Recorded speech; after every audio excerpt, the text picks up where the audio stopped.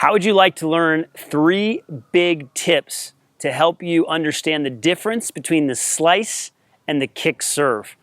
In today's lesson, I'm going to show you exactly how to do that.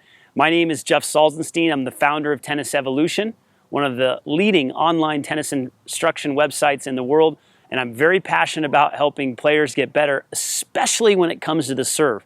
It's the most challenging shot in tennis, and we've got to break it down so that you understand it and you can get out and practice and get better. How does that sound? Okay, we're going to get started now, and we're going to talk about 3 big differences, 3 big concepts that you can focus on that is going to differentiate the slice serve from the kick serve. The first thing is the stance. Now, I am not advocating that you have to change your stance for the different serves that you hit, but I am telling you from my experience as a top 100 pro playing on the tour that I did alter my stance if I wanted to hit different serves from time to time. What do I mean by that? Well, I would get into a platform stance and I would make sure that my front foot was parallel to the baseline and my back foot was turned out like this. This would allow me to hit a great kick serve. It would allow me to turn my shoulders more and hit the kick. So with this stance, I'm parallel with the front foot. I'm turned out with the back foot. Now I'm able to turn and I'm able to kick. Now, with the slice serve, I would adjust this stance where I would point the front foot a little bit and I'd make sure this back foot was parallel like this. So now I'm facing the net a little bit more with a little less turn. And now I can carve around the ball. I'll do that again. So my stance allows me to slice it easier, okay? So that's one difference, and one thing you can focus on is a change in your stance. Now you may feel like your opponent can read that. That may be the case, but you can still hit to the different parts of the box. You don't have to go to the same spot when you slice or kick, so you can keep them off balance with location. The second thing we want to talk about is the toss. So players often ask me, should I have one toss for every serve? Well, yes, if you're like Pete Sampras and you can hit all the spots, you should do that. But I think most players that are not as advanced as Pete Sampras should consider having different tosses. So if you're going to hit a kick serve, you're going to toss the ball so that it arcs over your head more, and you're going to be making contact above your head or even more towards your opposite shoulder. So I'm really going to exaggerate the toss here.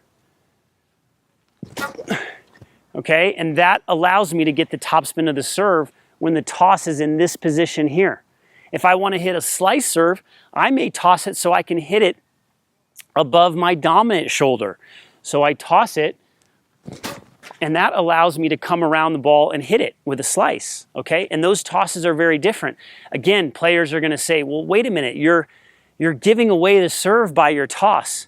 Well, that may be true, but again, with the slice, I can toss the ball a little more to the side and slice it down the tee, okay? I can hit the same toss and go out wide. So you can have these different tosses between the kick and the slice.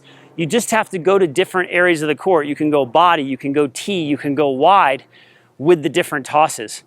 Now, of course, if you can hit a slice and a kick from the same toss, please go ahead and do it. I've just found if we really want to learn both serves, we have to consider using a different toss, okay?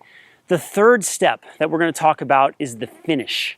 And these are very different finishes that I teach with the slice and the kick. Again, first with the kick, we use what I call the dirty diaper, and we finish on the same side of the body that we make contact with. So I always have people finish on this side of the body if they want to work on their kick serve. It forces the swing path to go up and over the body like this, more of a circular swing path. So always practice, as long as you have no pain in the shoulder, practice finishing on the same side of the body. With the slice, it's just the opposite. I have players come around and really exaggerate coming around more on the slice. So they're going to bring the arm around, and you can see where I finish here, right? When I was done there, my chest was facing towards the side fence over here. Very different than the kick where I finish on this side of the body and I keep my chest facing more that direction. So the orientation of your finish is very different. In summary, we want to alter our stance, we want to alter our toss, and we want to alter our finish. And if you get that three-step formula down, you can start to develop a better kick serve and a better slice serve. Okay, I hope you enjoyed today's video. Make sure that you give us a thumbs up if you did enjoy it and you learned something about the slice and the kick today.